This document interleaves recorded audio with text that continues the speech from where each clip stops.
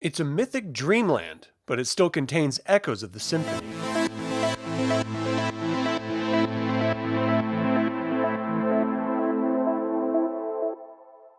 Welcome to Evil Live, the live media commentary show that answers the question, are there dream warriors in the ethereal realm? Subscribe if you're new to the channel, because today we are continuing our In Nomine series with this episode, The Marches. In the universe of In Nomine, where the setting is based around the war between heaven and hell, it's easy to overlook the third realm, which is just as important, though not often explored. I'm talking about that mythic dreamland with its haunting reverberations of the symphony.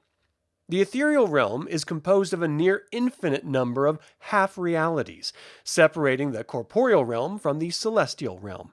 In the Vale of Dreams, there is a theoretical line which divides the marches between the lands of Blandine, the Archangel of Dreams, and Beleth, the Demon Princess of Nightmares. But that is a narrow view of what the marches actually are. In truth, it stretches far beyond their areas of control. There are further reaches of the ethereal realm where angels never tread, where the remnants of myth still wander freely, called the Far Marches. Between the Vale of Dreams and the Far Marches is an uncertain expanse of mist called the Border Marches, watched over by celestials to prevent ethereal spirits from trespassing. The marches are home to a seemingly infinite variety of spirits, including the souls of those whose bodies died, but whose minds chose to keep dreaming. And while every mortal visits the marches nightly when they dream, the natives of that dreamscape still outnumber the nightly visitors. Before mankind, the marches were truly incoherent. It was filled solely with animal dreams. Powerful and primal they were, but they were also unfocused.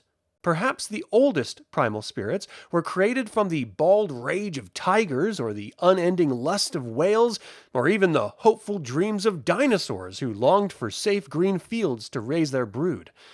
As soon as man appeared on the scene, the marches was filled with millions of complex dreamscapes, and Blandine and Beleth were granted dominion over the marches, erecting their twin towers. When the fall came, the marches became divided between dreams and nightmares. Whenever a human sleeps, their minds enter the marches. Traditionally, this is where they are most susceptible. Is it any wonder why both angels and demons would want to reach these dreamers? Each individual manifests their own dreamscape, and they all drift through the marches, usually between the lands of nightmares and dreams. So if you have a particularly good day with a hope for tomorrow, you may glide to Blandine's lands. If you have a particularly bad day or are filled with fears, you may begin near Beleth's land. If you do go to one or more of these lands, you may be affected by those who dwell therein. Blandine's angels may be able to reach you and engage with your dreams. Likewise, if you find yourself in Beleth's land, her demons may have access to your consciousness. Only the very daring angels or demons cross this divide. Naturally, if a human is awake, their dreamscapes cannot be found. If you wake while visitors are present, they awaken as well, or are summarily ejected nonetheless. Dreams are fickle things. There are times when you may be required to engage in a skill roll. You don't even need special training. It naturally occurs. If you see a rhino charging at you, you would want to move out of the way, right? It's the same in the dream realm. You would attempt to dodge. Failed skill rolls with a check digit of 6 will send a dreamer to Beleth's side of the marches, along with any of their visitors, as their dream has now become a nightmare.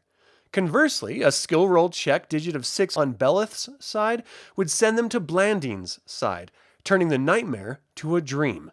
A human's experiences in the marches while dreaming may affect them in their daily lives, hence the interest from the celestials. Angels and demons are not like humans, and thus have no dreamscapes of their own. They may fall asleep with a successful will roll and enter Blandine or Beleth's lands, however.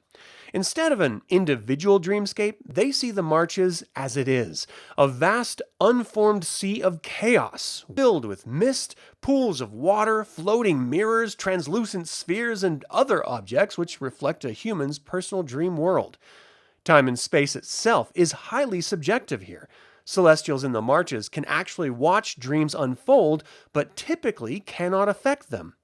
Only through the use of the Song of Dreams, or attunements granted by either Blandine or Beleth, can they interact with them. When you wish to awaken, another will roll will suffice. Beyond Beleth and Blandine's lands lie even stranger lands. There are various pantheons of gods and goddesses which dwell here. Some of these ethereal spirits are older than mankind itself. Others were created through the sheer power of humanity's collective dreams and nightmares. These spirits taught humans songs, gave them soul links, and even created rituals so they could generate essence for the spirits, increasing their power to bestow even more gifts to their loyal followers. Not all of these spirits were benevolent, however, becoming more interested in taking essence from man rather than giving anything in return. This created a war between the spirits, much like the war between celestials. Some of these spirits could even manifest in the corporeal realm, which only strengthened their followers' beliefs and, by proxy, themselves. These were collectively known as the Courts of Faerie. Nearly 1,500 years ago, Uriel, the Archangel of Purity, went on a killing spree, trying to purify Blandine's lands of Earth's creatures of myth. He saw the spirit worship as blasphemous, and while God didn't seem to be bothered, Uriel certainly was. This had two consequences. First, he was recalled to the higher planes of heaven. Second, Beleth offered refuge to the remaining creatures to both vex Uriel and in hopes of turning them to the side of nightmares. Some agreed and made their home in her lands, others fled to the far marches and are rarely seen.